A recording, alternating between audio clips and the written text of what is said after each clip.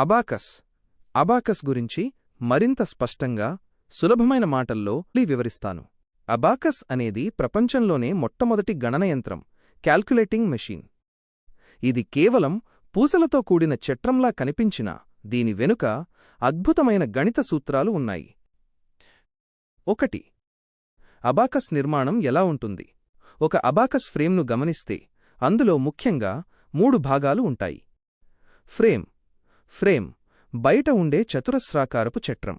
అడ్డకమ్మి, divider, bar. ఫ్రేమ్ను మధ్యలో 2 భాగాలుగా విభజించే అడ్డంగా ఉండే పట్టి. పూసలు, బీడ్స్, కమ్మీలలో ఉండే పూసలు. పైన ఉండే పూసలను హెవెన్ బీడ్స్ అని, కింద ఉండే పూసలను ఎర్త్ బీడ్స్ అని అంటారు. 2.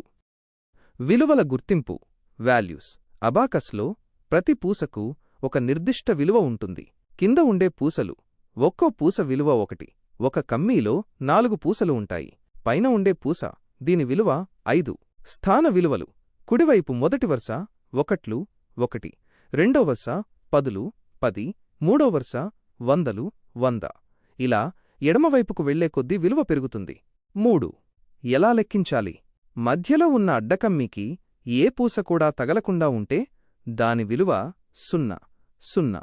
మీరు కింద ఉన్న ఒక పూసను పైకి జరిపి అడ్డకమ్మీకి తాకిస్తే దాని విలువ 1.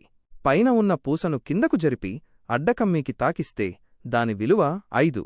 పైన ఉన్న పూస 5 మరియు కింద ఉన్న ఒక పూస 1 కలిపి అడ్డకమ్మీకి తాకిస్తే దాని విలువ 6 అవుతుంది. అబాకస్ వల్ల ఉపయోగాలు ఏమిటి? 1. Mental maths. క్రమంగా అబాకస్ వాడటం అలవాటైతే కళ్ల ముందు అబాకస్ లేకపోయినా మనసులోనే పూసలను కదుపుతూ పెద్ద పెద్ద లెక్కలను సెకన్లలో చేయవచ్చు. 2. ఏకాగ్రత, కాన్సంట్రేషన్. లెక్కలు చేసేటప్పుడు వేళ్లు, కళ్ళు మరియు మెదడు ఒకేసారి పనిచేయడం వల్ల ఏకాగ్రత పెరుగుతుంది. 3. కుడి, ఎడమ మెదడు అభివృద్ధి.